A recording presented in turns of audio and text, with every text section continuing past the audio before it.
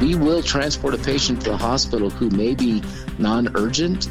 If we can't get an ambulance to respond to the scene, our crews will transport whenever they feel it is necessary, period. And that's within statute, and we're not going to stop. Enchanted Sky Media.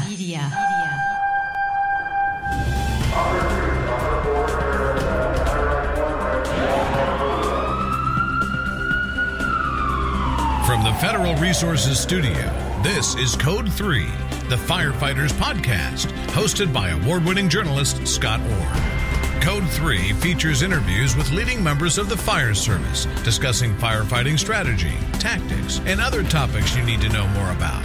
Now, here's Scott. That's right, and I will not let Parkinson stop me. Thank you for joining me again here on Code 3. This is the show for and about firefighters. We're informing and entertaining members of the fire service, just like you, from coast to coast. This show is going to be a little different than most episodes of Code 3. Today we're taking a look at a feud going on in Arizona. AMR's LifeLine ambulance service is on the hot seat as 2 fire departments covering Yavapai County are complaining to state regulators that the ambulance response times are too long. LifeLine says it meets the state standards under its Certificate of Need, or CON, but is that enough? Joining me for this show are Chief Scott Freitag from Central Arizona Fire and Medical Authority and Glenn Kasprzyk, COO for AMR's Arizona and New Mexico region. Scott, we'll start with you. How serious is this problem? Well, Scott, it just depends. There are times where they're there in 5 or 10 minutes, and there's other times that they're 20, 30, 40, up to an hour. And unfortunately, their certificate of need from the State Department of Health Services in Arizona says that they just have to make it to 100% of the calls within 75 minutes, which we just don't feel is appropriate. Glenn? We want to make sure there's resources for those critical calls. There are patients that are low acuity or low level calls that need to be managed in a different way. And in order to ensure that you have, and everyone's in the same boat here, you want to have the fastest response time possible. But when resources are being utilized in a manner that there's an opportunity to improve, that will only improve response times to all calls. So it's the critical calls, the heart attacks, the strokes, the trauma patients, those folks that need that immediate response quicker, and we manage and prioritize other levels of calls so we get the appropriate response there. So there's no diminishing that that all calls are equal. We're actually working to better the system and making sure that the critical calls get handled. And that's no different when fire resources get stretched in the area. They're moving and posting. We do the exact same thing when resources are on calls. We're moving and posting to ensure that we're doing everything possible to minimize response time. Ambulances are a finite resource. So there's a lot of other factors that impact the availability of ambulances or prolong the response time of ambulances. So one is, are we dispatching calls appropriately? So what I mean by that is, based on the nature in emergency medical dispatch, are we sending too many resources? Are we not sending enough resources? Should we be reallocating resources based on calls? And the reason why I say that is on lower acuity calls, we do have a very high number of times that an ambulance actually gets on scene and is then canceled on scene. So as they're driving to that particular call, if the fire crew that's there has determined that the patient doesn't need an ambulance, don't wait till the ambulance arrives. Let's get an ambulance back in service for the next higher level of care. The other impact with that is looking at the on-scene time, so the time that the fire crew arrives and initiates care, the time the ambulance arrives and continues to partner and work on caring for that patient, we have times in excess of 25 plus minutes that we're on scene managing a patient, which years ago we would get on scene, we would begin treatment, we would load the patient in the ambulance, and we would take them to the hospital. So now the resources are tied up for a longer period of time dealing with a patient. So if the hospital's a mile down the road and we're spending 30 minutes packaging and treating a patient, we should be working to get the patient to a higher level of care sooner. The other piece to that is once we transport to the hospital, the amount of time that we're spending there to offload. And when you look at the offload times in the period, and you're in excess of 40% of the times that you're greater than 30 minutes turning an ambulance back in service, those resources are now out of the system. So the discussion goes really beyond just response times.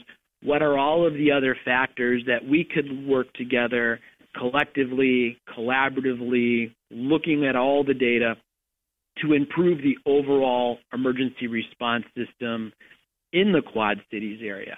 You mentioned that it's not just the time it takes to get to the scene, it's the amount of time spent on the scene, the amount of time spent at the hospital. Isn't it incumbent upon you to take that into consideration in your planning?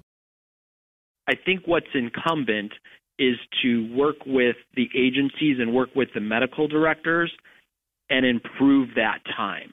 The times that I see in the reports that I look at compared to other areas that we serve are in excess.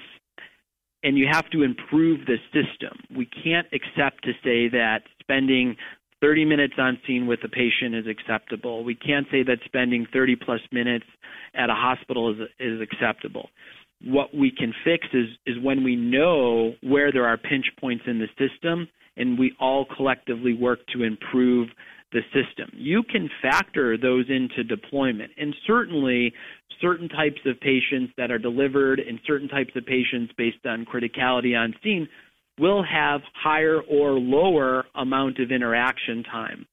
But when you look at the amount of volume in the Quad Cities area, you have to start to look at that and have a system discussion, because those are the things that impact the system.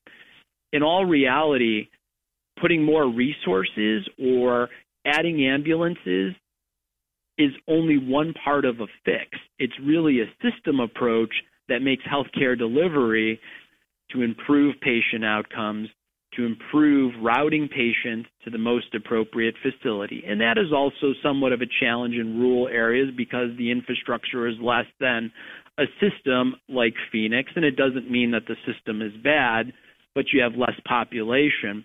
Those are the stakeholder discussions, I think, that if we want to talk about improving a system and impacting response times, we have a discussion about some of the other factors that are impacting response time. All right. Now, if I'm having a heart attack, I'll be frank here. I don't care what your problems are in terms of allocating resources. I want to see an ambulance there reasonably quickly. But CAPMA has recorded 17 instances where it's been 30 minutes or more. In February, one response took 49. In December, there was one that took, I believe, 53. It looks as though you just don't have the resources to do the job effectively. So there's always discussion. The local operators, the hospital, the fire department meet collectively. What I believe needs to occur is we need to start benchmarking and actually compiling and having reports. So we take it out of the let's talk about talking about it, but we actually put the metrics down. We all talk about the metrics, and we look at where we used to be and how the system has been allowed to change. And now we go back to say, where can we make an impact? And put measurable data out there so you can actually see the trend over time and make improvement. Scott. In Prescott recently, they had a 41-minute response time, which led to an untoward outcome for a patient. That's absolutely unacceptable. Glenn, your response? In reference to that, I'm not going to comment because there is an investigation that's been submitted to the Bureau where we have reviewed it.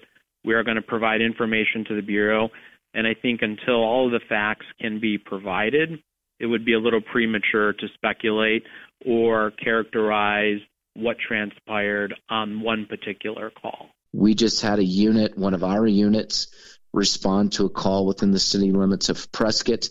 They saw an ambulance, an AMR ambulance, sitting down the street from the call.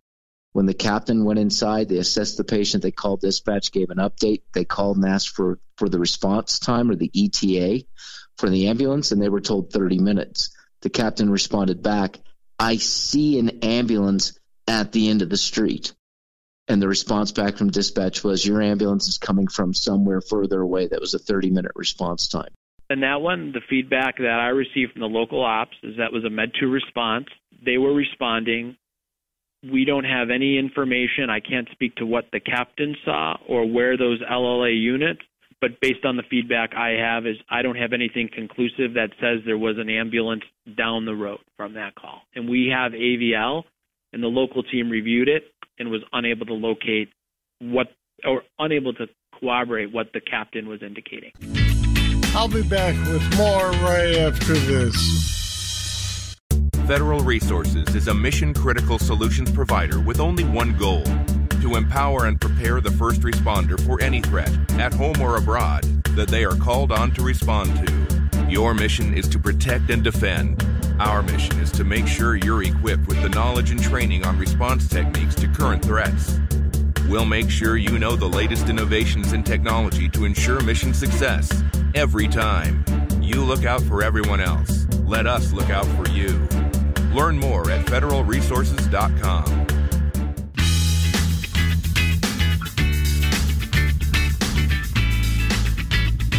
Scott, what do you say? As long as DHS allows that certificate of need to stand with those numbers, then they can continue to work under that certificate of need without a problem, no matter what we say.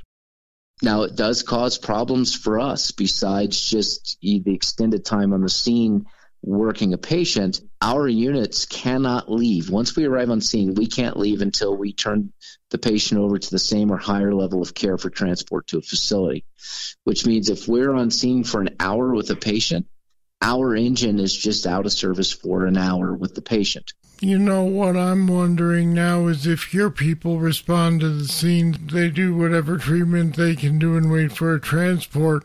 What happens if that patient starts to deteriorate and there's still no transport arriving? Well, in my agency, within CAFMA, we'll follow the protocol set forth in state statute, and if at all possible, we will transport that patient to the hospital. In a fire engine. We'll transport them in a fire engine if we have to, if it becomes critical. And we've done that numerous times over the years. But there's other times, Scott, I'll tell you that we will transport a patient to the hospital who may be non-urgent if we can't get an ambulance to respond to the scene, and we need to get that unit back in service. We can't just stay on scene for an hour, hour and a half waiting for somebody to arrive. We have a responsibility to the greater area to provide service, and we can't just sit there and wait all night. And an example of this was last year. Our crew was at 2 o'clock in the morning, was on the scene with a patient in an outdoor area. And AMR's ambulance arrived on the scene, and they were in code red. And what code red means is there was only one ambulance for the entire area. And when I say the entire area, I'm talking about the Quad City area. Over 300 square miles, there was one ambulance. That's all that was there. You're talking 130,000 plus residents, one ambulance. So that ambulance arrived on the scene within view of the patient, didn't get out. Our captain walked up, knocked on the window, asked if they were going to get out of the ambulance. They said no, they were leaving for another call, and they left. That was in view of the patient. So the next closest ambulance was coming from the Cordis Junction area at Interstate 17, and at that particular time, there was construction on Highway 69, which had lanes shut down. So obviously there's traffic, there's delays, and our crew made the call, hey, we can't sit here all night. And the ambulance that is coming in is, again, the only one for this entire area. So even if they get here, they may not stay. So they transported the patient. We filed a complaint with DHS and said the ambulance was on scene. They left. DHS responded back, well, technically that's not a problem because they didn't hit the button and say they were on the scene. So there was no ramifications for them arriving and leaving, or the fact that there were no ambulances available up in this area. Glenn? The information, Scott, on that one is I think there's a little bit more to the story. The crew arrived. There was a higher acuity call that responded. They were relieved from that scene to go to a higher level call, and there was some other dialogue between the dispatch center and our dispatch center. So based on that information, I think there's some parts and pieces to that one that are missing based on the ambulance and the second ambulance that did arrive 3 minutes, it appears, after, and then was canceled by CAFMA. AMR turned around, filed a complaint on us for transporting the patient that they left on the scene. Now, what became of that complaint?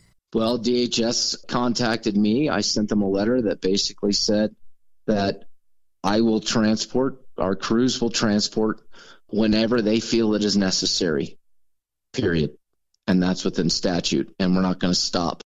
And DHS responded back, we're not sure that was the appropriate call in this situation, but given the circumstances, we're not going to move this any further. Let me be clear. CAFMA crews will, in no uncertain terms, transport when they deem necessary.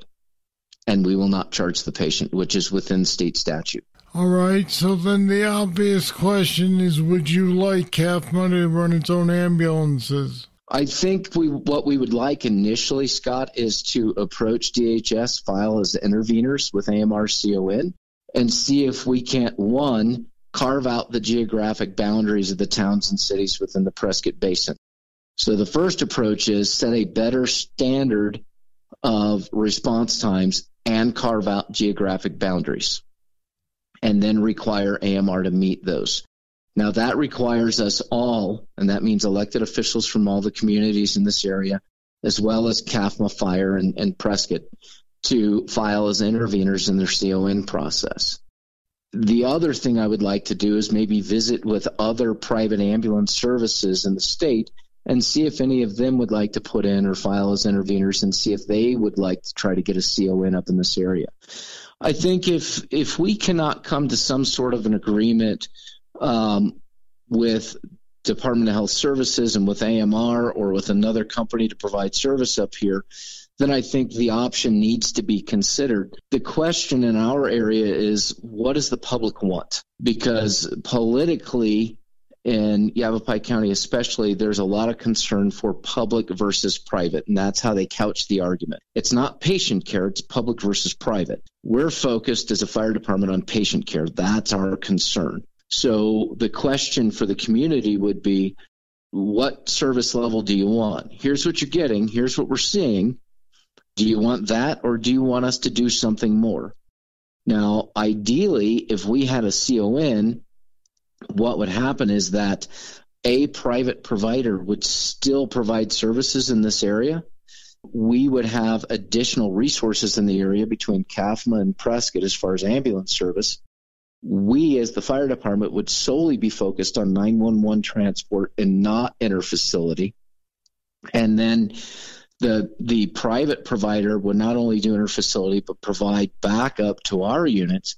And we would work in a system that is working in harmony with each other, meaning that we have automatic vehicle locators and the closest appropriate unit responds to the call. The bottom line is there's no backup.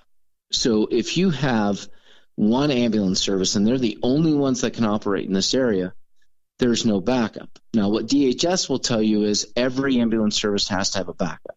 And what DHS told us is AMR's backup for this area is AMR out of Maricopa. So now you're talking an hour and a half plus away to get a backup up here. I agree. I hope we can.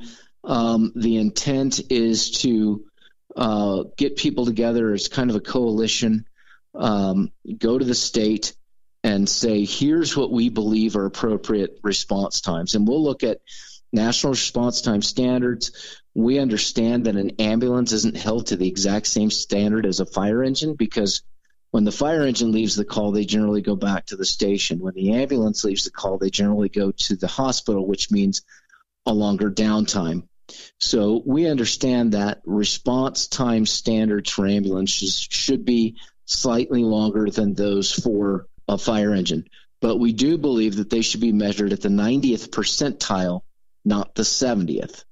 And we think that there should be standards set per national standards that say in urban areas, so Prescott Valley proper, this is the standard that should be met. As we start getting out a little bit further in what we would term suburban areas, if you start looking at Chino Valley, that's a little more spread out, but more densely populated than real rural areas, it would be this standard to the 90th percentile. And then when you start getting in the more rural areas, it's this standard to the 90th percentile.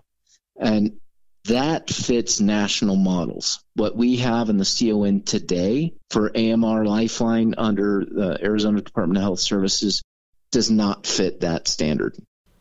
So then what do you believe is the root cause of those 30-minute on-scene times? Why is that happening? I'm not saying that there's blame on either side, but what are the things we're doing on scene collectively, and where are those pinch points occurring from when, the fire department arrives on scene, initiates care, to where a crew gets on scene, to what are they doing when they're both managing a patient, and kind of getting a flow of what that looks like and road mapping it out to say what is a benchmark? Where do we want to get to, and understanding all of the factors. Again, I think when we look at data and we start to break down a system, the point of quality assurance and quality improvement shouldn't be from a punitive approach. It should be from a proactive approach to enhance the system and measure those patient outcomes. There's no one person is wrong and another person is right. I think it's getting an understanding and looking for where we want to improve. Okay, gentlemen, we'll leave it there. I'd like to thank Scott Freitag and Glenn Kasprzyk for talking with me on Code 3 today. And we put some more information about fire department and ambulance conflicts on our website at code3podcast.com/AMR. Check it out. Here comes your trivia question. What valve is located between the left atrium and the left ventricle? I'll have the answer right after this. Now's your chance to get your hands on Code 3 t-shirts, sweatshirts, and more. Show your support for the podcast that supports firefighters from coast to coast. Just go to code3podcast.com and click on the Code 3 store link. Or go to code3podcast.com/shop and tell the world that you're a Code 3 fan. And here's your trivia answer. The mitral valve is located between the left atrium and the left ventricle. All right, that's it. That's all for this unusual edition of Code 3. If you have any comments about the show, just email me, Scott at code3podcast.com. Thank you for listening. I'll be back next time with more. I'm Scott Orr, and until then, stay safe. Code 3 is made possible through the generous support of Federal Resources. Visit them at federalresources.com. This show is a production of Enchanted Sky Media. To contact us, get more information on today's show, or to subscribe to the podcast, go to code3podcast.com.